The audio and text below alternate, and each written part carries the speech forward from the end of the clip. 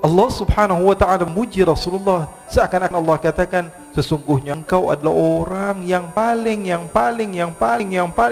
dan tidak ada selesai. Nabi Muhammad sallallahu alaihi wasallam adalah makhluk yang paling dipuji oleh Allah. Kenapa kok Rasulullah sallallahu alaihi wasallam dilebih-lebihkan? Kok nabi-nabi yang lain tidak dilebihkan? Ini perintah Allah. Baca Al-Quran. Allah katakan, wa kadzalika faddalna ba'dahum 'ala ba'd. Begitulah kami, kata Allah subhanahu wa ta'ala, kami muliakan nabi yang satu daripada nabi yang lain. Kalau ada seorang nabi berdoa kepada Allah, Rabbi syrah li sadri wa yassir amri, ya Allah lapangkanlah dadaku, Nabi Muhammad, Allah katakan, alam nashrah laka sadrak, aku lapangkan dadamu sebelum kamu minta kepadaku, wahai Muhammad. Sallu ala Nabi Muhammad. Kalau ada seorang nabi, diceritakan bahawa Nabi Yusuf alaihi salatu wassalam, ketika beliau hadir di satu tempat dan sahabat-sahabat Zulaikha dihadirkan apel, kemudian mereka memotong, yang potong tangan jemari mereka, maka dikatakan, wa sahbu Zulaikha law ra'ayna jabinahu la atharna taqti'ul qulubi 'ala al-aidi. Katanya kalau yang nampak, yang hadir itulah Nabi Muhammad, bukan Nabi Yusuf, apa yang akan terjadi? Sahabat-sahabat Zulaikha akan terpotong-potong hati mereka sebelum mereka memotong tangan mereka. Sallu ala Nabi Muhammad. Kalau ada seorang nabi yang berdoa kepada Allah, mengatakan, aini anzur ilaik, baca dalam Al-Quran, seorang nabi meminta kepada Allah, ya Allah perlihatkanlah kepada saya wujudmu ya Allah. Arini anzur ilaik, apa jawaban Allah? Lan tarani walakin anzur ilal jabali fa in istaqarra makanahu fasawfa tarani. Allah subhanahu wa ta'ala katakan, tidak wahai Musa, kamu tidak akan pernah mampu melihat kepada aku. Tapi seorang nabi yang Allah subhanahu wa ta'ala mi'rajkan, Allah jumpakan dengan Allah subhanahu wa ta'ala, dia masih belum yakin. Apa benar saya tadi melihat Allah? Kalau Musa saja nabi yang agung, nabi yang hebat, nabi yang mulia, tidak mampu melihat kepada Allah, apakah saya mampu melihat kepada Allah? Allah turunkan ayat Al-Quran. Allah katakan kepada Nabi Muhammad sallallahu alaihi wasallam, ma kadzabal fuadu ma ra'a. Sesungguhnya tidak berdusta, apa yang kamu lihat itu adalah benar-benar Allah subhanahu wa ta'ala. Sallu ala Nabi Muhammad. Dikatakan oleh ulama, wala in qabalta lafzata lan tarani bima kadzabal fuadu fahimta ma'na. Kalau kamu mau membandingkan ada dua ayat, ayat lan tarani dengan ayat ma kadzabal fuadu ma ra'a, maka cukup bagi kamu mengetahui derajat Nabi Muhammad sallallahu alaihi wasallam begitu tinggi. Beliau Habib Muhammad tadi menceritakan kepada kita bahawa kita ini mulia menjadi umat Rasul sallallahu alaihi wasallam. Betul atau tidak? Kemuliaan ini kita tidak akan pernah tahu kecuali kalau kita membaca, dan kita tidak pernah merasa kecuali ketika kita tahu. Terkadang sebagian orang dia tidak merasa dirinya mulia. Kenapa? Karena dia tidak tahu dia orang yang mulia. Mutiara dia letakkan di jalanan, karena dia tidak mengenal, maka dia akan menyamakan antara bebatuan biasa, kerikil dengan emas. Bagi dia tidak ada bedanya. Kenapa? Karena dia tidak tahu. Dan kalau kamu mau membaca hadis-hadis Rasul sallallahu alaihi wasallam, kamu akan dapati bahwa umat-umat terdahulu berbeda dengan umat sekarang, umat Rasul sallallahu alaihi wasallam.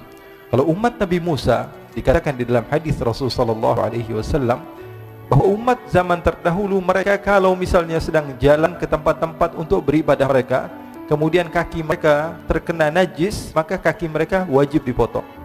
Kalau tidak, salat mereka tidak akan pernah sah. Kalau di baju mereka terdapat najis, maka baju mereka wajib dipotong. Baju tersebut sudah tidak boleh lagi digunakan. Tapi umat Rasul sallallahu alaihi wasallam hanya dibasuh saja.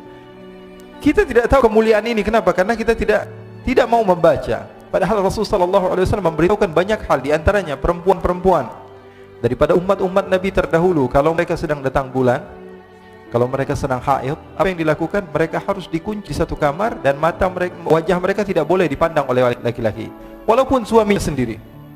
Tapi umat Rasul sallallahu alaihi wasallam, Rasulullah katakan, isna'u kulla syai'in illa nikah, kata Rasulullah. Lakukan segala sesuatu apapun yang kamu mau kecuali berhubungan suami istri. Jadi umat Rasul sallallahu alaihi wasallam begitu mulia, begitu hebat. Tapi terkadang kita tidak mengetahui kehebatan tersebut. Kenapa? Karena kurang tahunya kita di dalam kemuliaan tersebut. Oleh karena itu kemuliaan kita luar biasa. Oleh karena itu syukuri nikmat ini. Syukuri nikmat dengan keberadaan Rasul sallallahu alaihi wasallam. Bi akramir rusli kunna akramal umami. Karena Rasul sallallahu alaihi wasallam jadi mulia, maka kita jadi mulia juga.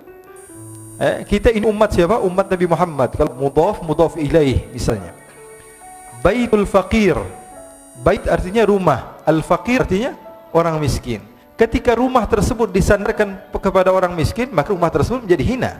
Tapi kalau baitul ghani, rumah juga, tapi disandarkan kepada orang kaya, maka rumah tersebut menjadi mulia. Umat terdahulu dan umat Nabi Muhammad SAW. Kenapa umat Nabi Muhammad SAW menjadi mulia? Karena bersanding kepada Nabi besar Muhammad SAW. Kita sering baca Quran. Setelah kita baca Quran, kita cium Al-Quran. Yang kita cium apa? Kulitnya, jilidnya, betul tidak? Sampulnya. Coba kasih tahu pada saya, ada atau tidak ulama yang mengatakan sampul Al-Quran termasuk dari Al-Quran? Cari ulama manapun, mereka tidak akan mengatakan bahwa sampul Al-Quran termasuk daripada Al-Quran. Al-Quran itu ya dari pertama tadi, Bismillahirrahmanirrahim sampai Qul a'udzu birabbin nas. Sampul Al-Quran termasuk Quran atau bukan? Bukan termasuk Al-Quran. Tapi kenapa kok kita setelah membaca Al-Quran kita tutup, kita cium sampul Al-Quran? Kenapa? Karena dia mulia, karena dekat dengan hal yang mulia. Sallu ala Nabi Muhammad. Oleh karena itu ikhwani, akhwati, dimanapun kalian berada, yang menonton juga ini di alam nyata dan dalam gaib, jadi kita tidak akan pernah tahu kemuliaan kita kecuali setelah kita mengenal siapa diri kita. Oleh karena itu kita syukuri nikmat ini, dan insyaallah Allah Subhanahu wa taala berikan kepada kita keistiqomahan di dalam berjuang di jalan Allah Subhanahu wa taala. Allah Subhanahu wa taala janjikan kepada kita bahwa kita pasti akan mendapatkan kemuliaan. Allah katakan innamal izzatu lillahi wa li rasulihi wa lil mu'minin. Kemuliaan itu milik Allah, milik Rasulnya dan milik mukmin. Memang betul Allah janjikan nanti kita akan menjadi makhluk Allah Subhanahu wa taala yang paling berjaya. Tapi pertanyaannya, apakah kita ikut andil dalam kejayaan Islam? Islam pasti akan dimuliakan oleh Allah, pasti.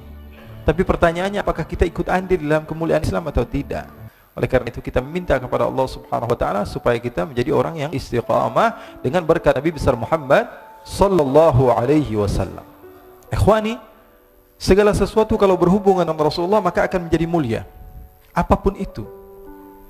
Bahkan maaf kalau kita baca sejarah Rasulullah SAW, ada sebagian orang yang hijrah dari tempat yang jauh. Contohnya daripada Habasyah, ada seorang yang bernama Bilal. Sampai sekarang namanya disebut di mana-mana. Semua orang mengenal beliau. Lebih hebat daripada siapapun di dunia ini. Sebagian orang mungkin terkenal 10 tahun, 20 tahun, 30 tahun, hilang ceritanya. Sehebat-hebatnya orang tersebut di masanya. Tapi Bilal bin Rabah, orang kampung, orang pelosok, orang pedalaman. Akan tapi beliau masih dikenal karena apa? Karena menjadi sahabat Rasul sallallahu alaihi wasallam. Nabi Muhammad sallallahu alaihi wasallam apapun saja yang berhubungan dengan Rasul sallallahu alaihi wasallam akan menjadi mulia. Bahkan Allah Subhanahu wa taala ketika berbicara yang dibahas tentang Rasulullah, Allah Subhanahu wa taala bedakan cara berbicara Allah Subhanahu wa taala kepada Rasulullah, mengajarkan kepada kita bahwa Nabi Muhammad adalah makhluk yang paling mulia. Allah katakan kalau memanggil Nabi Musa ya Musa, memanggil Nabi Isa ya Isa, memanggil Nabi Nuh ya Nuh, memanggil Nabi Ibrahim ya Ibrahim, memanggil Nabi Adam ya Adam uskun anta wa zawjukal jannata, memanggil Nabi Isa ya Isa inni mutawaffika wa rafi'uka ilai, memanggil Nabi Muhammad. Apakah ada kalimat ya Muhammad di dalam Al-Quran? Coba beritahukan kepada saya. Coba sekarang buka Al-Quran, cari satu saja kalimat Allah memanggil nama Nabi Muhammad dengan nama ya Muhammad. Ada atau tidak? Tidak. Semua dengan laqab ya ayyuhan nabiyyu, ya ayyuhar rasulu, ya ayyuhal muzammil, ya ayyuhal mudaththir. Allah Subhanahu wa taala panggil nama Nabi besar Muhammad sallallahu alaihi wasallam dengan nama-nama yang agung. Bahkan Allah Subhanahu wa taala letakkan kalimat-kalimat seperti taukid tadi. Ketika Rasul sallallahu alaihi wasallam ingin dipindahkan kiblat yang dari Baitul Maqdis menuju Makkah, menuju Ka'bah, Allah Subhanahu wa taala kabulkan kepada Rasulullah sebelum Rasulullah meminta. Allah katakan qad nara taqalluba wajhika fis samai fala nuwalliyannaka qiblatan tardaha. Fa lagi dimulai, lam taukid lagi, nun nuwalliyannaka tauqid thaqilah lagi, kaf harful khitab lagi. Jadi artinya apa?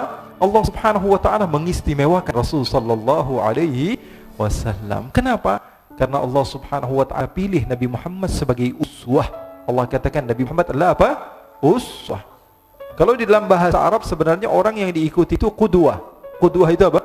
Orang yang diikuti. Contohnya dalam fiqih mungkin kita baca syurutul qudwah.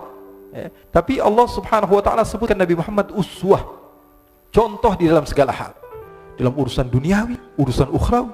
Nabi yang berjumpa dengan Allah, mi'raj, berjumpa dengan Allah. Kalau kita masuk ke istana negara atau masuk ke tempat yang mulia, menurut kita pulang-pulangnya udah belagu, kita sudah update, kita sudah kasih tahu semua orang. Ini berjumpa dengan Allah Subhanahu wa ta'ala. Pulang ke rumahnya ngelihat ada kucing, dikasih minuman, gelas yang sama Rasulullah minum dari kucing tersebut. Sallu ala Nabi Muhammad.